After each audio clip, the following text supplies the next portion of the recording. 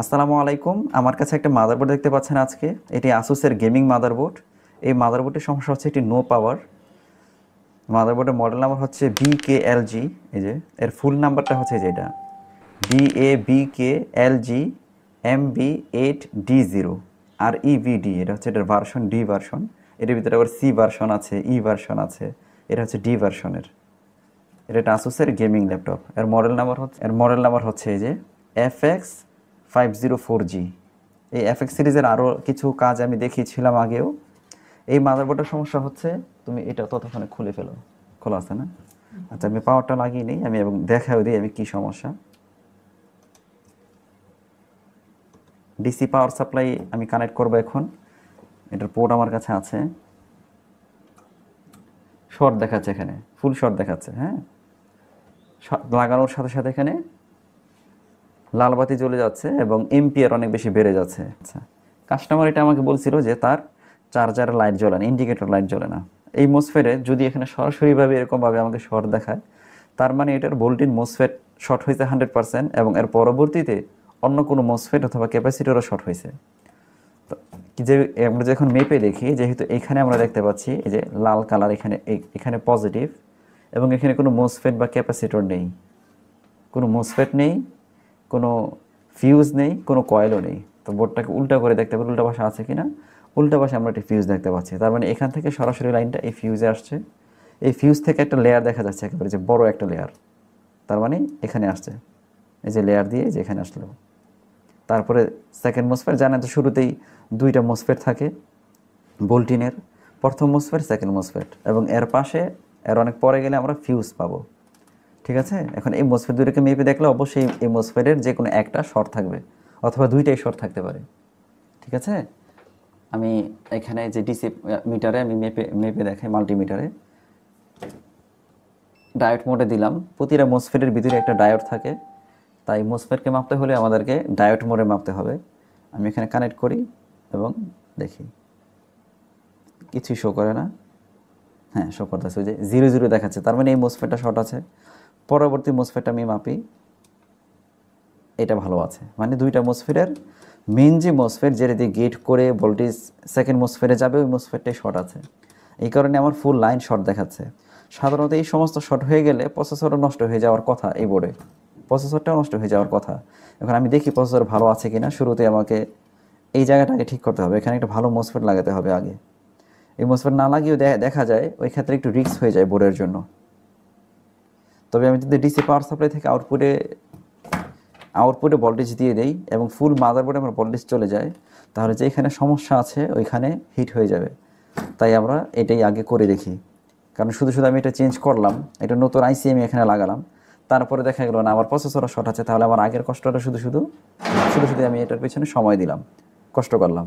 তাই আমি আগে সেকেন্ড স্টেপটা প্রথমে করছি। প্রথম স্টেপটা আমি বাদ রাখলাম আপাতত, কারণ এটা ছাড়া মাদারবোর্ড চার্জ হবে না, কিন্তু ল্যাপটপ চলবে। তাহলে আমি এটা করি। আমাদের যদি না লাগে তাহলে আমরা যেটা করতে পারি, এই লেয়ার এবং এই লেয়ার কিন্তু একই কথা। এই লেয়ার এখানে একটু জায়গা বানিয়ে দিতে পারি আমি এটাকে কানেক্ট করার জন্য।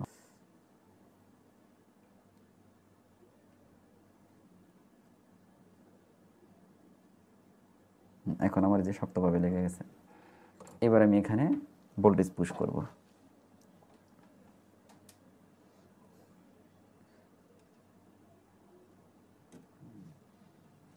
এটা চালু করলাম। আমার এখানে প্রচুর হিট হচ্ছে আউটপুটে। আমি আরেকটু কমাই দিই, কারণ এত হিট হলে সমস্যা আছে। 1 দিলাম সরাসরি। দেখা যাচ্ছে যে আমার এখানে 1 এম্পিয়ার পরিমাণ টেনে প্রচুর বেশি হিট হচ্ছে কোনো এক জায়গায়। আমি একটু এটাতে দেখবো, উল্টায় দেখি কি হিট হচ্ছে।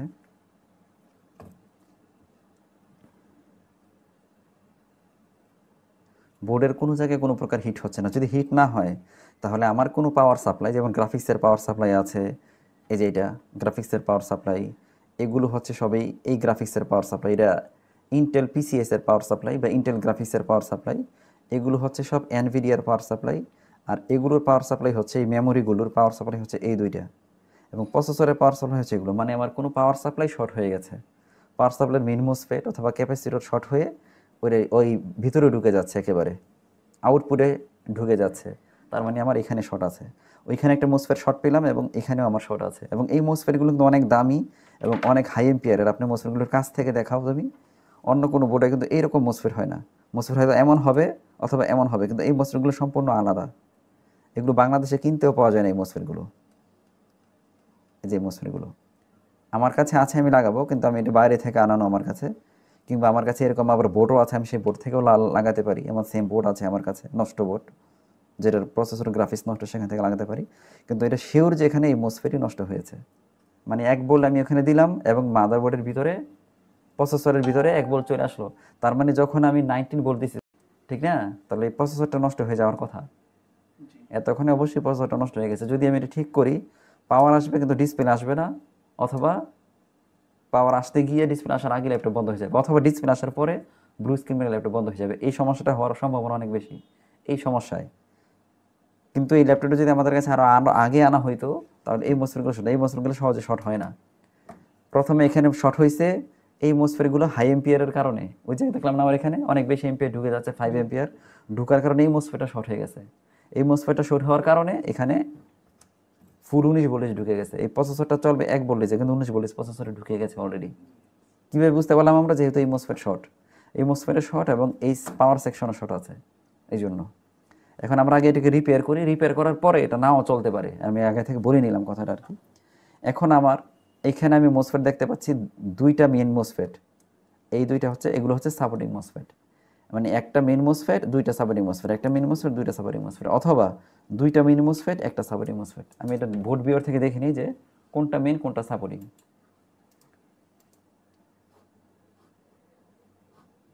আমি এর বোর্ড ভিউটা দেখাচ্ছি, বোর্ড ভিউরে দেখালে তার ক্লিয়ারভাবে বুঝতে পারবেন। এইখানে যেই মসফেট 19 ভোল্টেজ আসছে ওগুলো মেইন মসফেট। হ্যাঁ, এই যে পিসিসি কোর, তার মানে এগুলোতে 19 ভোল্টেজ আসছে, মানে এই চারটাই হচ্ছে মেইন মসফেট, এবং এই দুইটা হচ্ছে আমার সেকেন্ডারি মসফেট।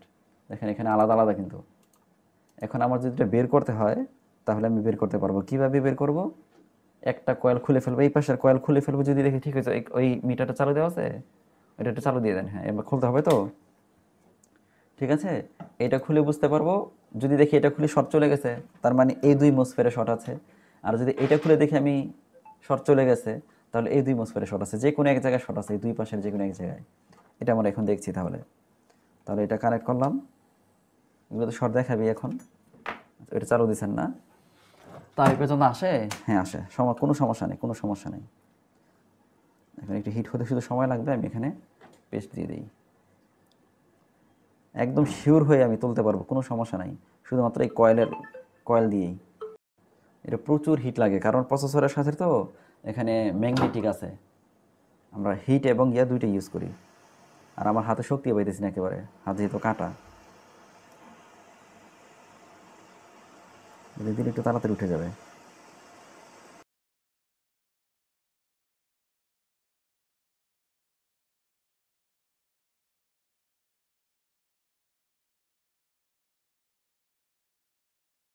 আমি আবার শর্ট মেপে দেখি আমার শর্ট গেছে কিনা। আচ্ছা, এই পাশে গ্রাউন্ড আছে, গ্রাউন্ডে দিয়ে নিই।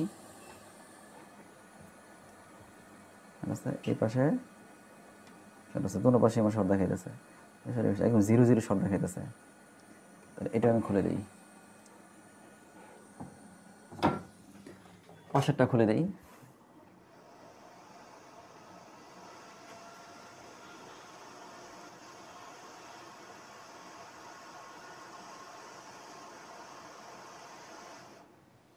এই সমস্যাটা হয়ে গেছে, কারণ এটা শর্ট হয়ে যাওয়ার পরেও কাস্টমার বারবার এটাকে চার্জার দিয়ে কানেক্ট করছে, ব্যাটারি খোলা হয় না। সাথে সাথে যদি এটা চার্জার আর না লাগাইতো এবং ব্যাটারি যদি আর কানেক্ট না করতো, তাহলে এই সমস্যাটা হইতো না। এই যে দেখেন এখন শর্ট নাই আর। এই যদি আমি এখন ধরি, আমার যে 0 0 দেখাচ্ছে না আর। এবং গ্রাউন্ডে ধরে যদি এক পাশে ধরি, যে পাশে নেগেটিভ আছে নেগেটিভ, যে পাশে পজিটিভ আছে যে পজিটিভ আছে, এখন আর আমার গ্রাউন্ড নেই, তার মানে আমার শর্ট চলে গেছে। আর এই শর্টটা অবশ্যই এই 3 মসফেটের ভিতরে আছে। এইটা ভালো আছে, এটাকে আমি লাগিয়ে ফেলি আবার। সমস্যা তো পেয়ে গেলাম, এটাকে আমি লাগিয়ে ফেলি এখন। এই সাইডের সমস্যা, এটা শিওর হয়ে গেছি।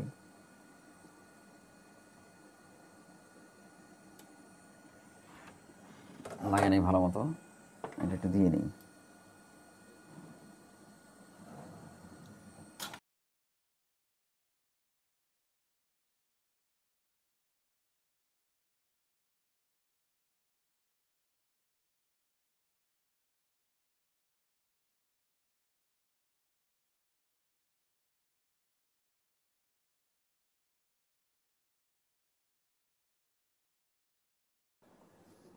লাগছে মোটামুটি, পরে আবার কাজ শেষ করে ভালো মতো লাগাবো প্রয়োজনে। তার মানে এই সেট সমস্যা আরও শিওর হইলাম। এখন আমি মোসফেট দুইটা খুলে ফেলে দেখি যে কোনটা শর্ট আছে কোনটা শর্ট নাই।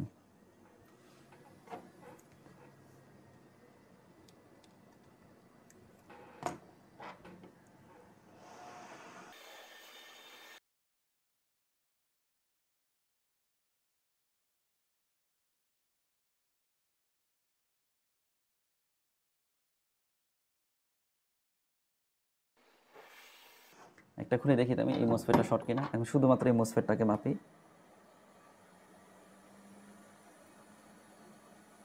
এই মোসফেটটা শর্ট দেখাইতেছে না, এই যে ভালো দেখাইতেছে এই মোসফেটটা। তার মানে এর পাশের মোসফেটটা শর্ট আছে। হ্যাঁ, পাশের মোসফেটটা শর্ট আছে। এই মোসফেটটাকে মেপে দেখি, এই মোসফেটটাও শর্ট নাই। তার মানে শুধুমাত্র এই মোসফেটটা শর্ট। এটাকে আমি লাগিয়ে ফেলি আবার। এই মোসফেটটা ভালো আছে। মানে একটা খুললে আরেকটার বিষয়ে শিওর হওয়া যায়। এটা তো আলগা করে মেপে দেখলাম এটা ভালো।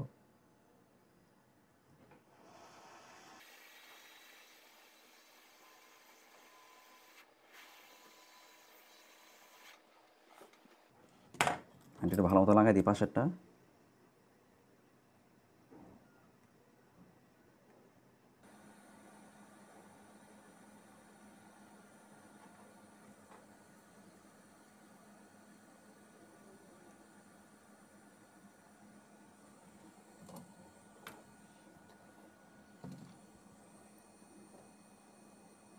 সুন্দর মতো লাগছে, কোনো সমস্যা নেই।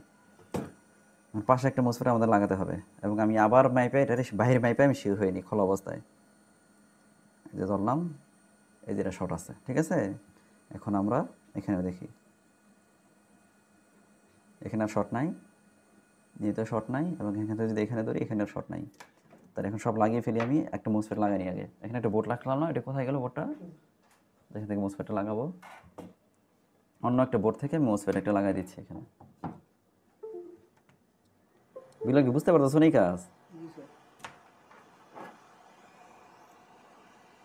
সবচেয়ে বড় সমস্যা হয়েছে এটা প্রসেসর অলরেডি 19 ভোল্টে ঢুকে গেছে, প্রসেসর নষ্ট হয়ে যাওয়ার কথা। ভোল্টের মোসফেট শর্ট না, ভোল্টের মোসফেট যখন আগে দেখতো সিএলআর শর্ট, তখন তো ভোল্টেজ গেট করা বন্ধ করে দেবে, বলে মোসফেট ভোল্টেজ তো সামনে আসতে পারবে না, তাহলে আর বোর্ডটা নষ্ট হয় না। কিন্তু দুই জায়গায় শর্ট হওয়ার কারণে এটা সমস্যাটা হয়ে গেছে।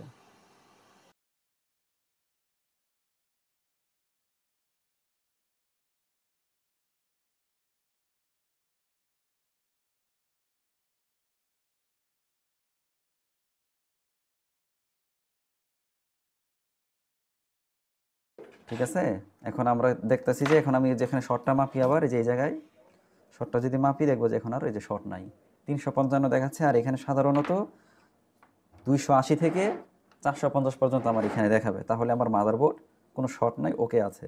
এই মুহূর্তে মাদারবোর্ডটা ওকে আছে। এখন আমি পাওয়ার দিয়ে আবার এটাকে দেখব, কিন্তু আমার এখানে কিন্তু শর্ট আছে অলরেডি। যদি ঠিক হয়ে থাকে চার্জ হবে না এবং ভালো মতো চলবে না। কিন্তু আমি দেখি আমার শর্ট গিয়ে ল্যাপটপ কতটুকু ওকে হয়েছে। আমি কানেক্ট করলাম, আবার দিলাম, এই যে মাদারবোর্ড সুইচের জন্য রেডি আছে। 2 দেখাচ্ছে না, এই মাদারবোর্ডে এমন কমই দেখাবে, সুইচের জন্য রেডি আছে। এটার সুইচ কি ইয়াতে না কি। এখন আমি মাদারবোর্ডটিকে একটু সুইচ করে দেখছি। হ্যাঁ, সুইচ হয়েছে, পাওয়ার এসেছে, দেখি ডিসপ্লে আসে কি না।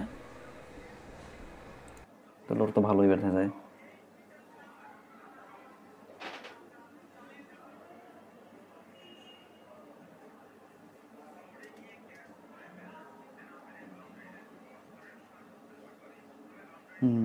নেমে যেতেছে, এটা প্রসেসরের সমস্যা হয়ে গেছে। বায়োসটা একবার রাইট করে দেখা যেতে পারে, কিন্তু প্রসেসর নষ্ট হয়ে গেছে, এটা শিওর। এরকম কন্ডিশনে বোর্ড ওঠার পার্সেন্টেজ হচ্ছে 5%। 5% বোর্ড এরকম কন্ডিশন থেকে রিপেয়ার হয়, যদি 2 জায়গায় শর্ট হয়ে যায়। ঠিক আছে, তাহলে আমরা করে দেখি একটাবার।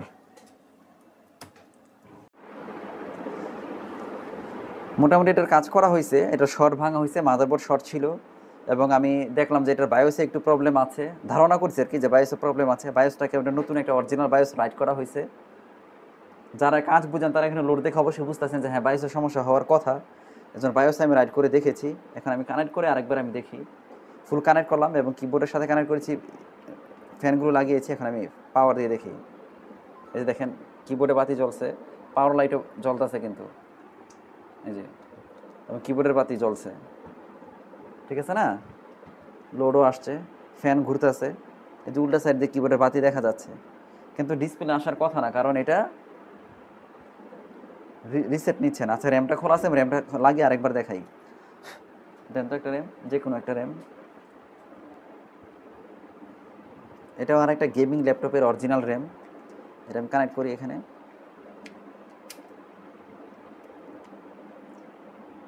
আচ্ছা, এটা থেকে তো এখন মিটারে সুইচ করার দরকার নেই, পাওয়ার সুইচ দিয়ে সুইচ করি। এই যে পাওয়ার চলে আসছে।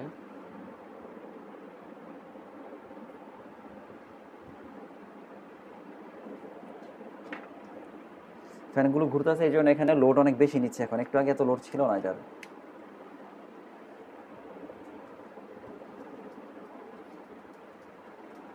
রিসেট না নিলে তো ডিসপ্লে অবশ্যই আসবে না। আমাদেরকে যে সমস্যা দিচ্ছে সেই সমস্যা আমি সমাধান করেছি, বাট এটার অন্য কোনো কারণে এটা প্রসেসরে ওভার ভোল্টেজ যাওয়ার কারণে, প্রসেসর নষ্ট হওয়ার কারণে এটা এখন আর ডিসপ্লে দিচ্ছে না। মাদারবোর্ডের গ্রাফিক্স চিপ এবং পিসিএস চিপ ঠিক আছে, প্রসেসর চিপের প্রবলেম এখন। আইসি চেঞ্জ করেছি, এখন প্রসেসর পাওয়ার পাচ্ছে সুন্দর মতো, সব কিছু পাওয়ার ঠিক আছে, সব কিছুর হিট ঠিক আছে। ক্যাপস লক ব্লিঙ্কিং করতো, ডিসপ্লে চলে আসলে ক্যাপস লক জ্বলে না।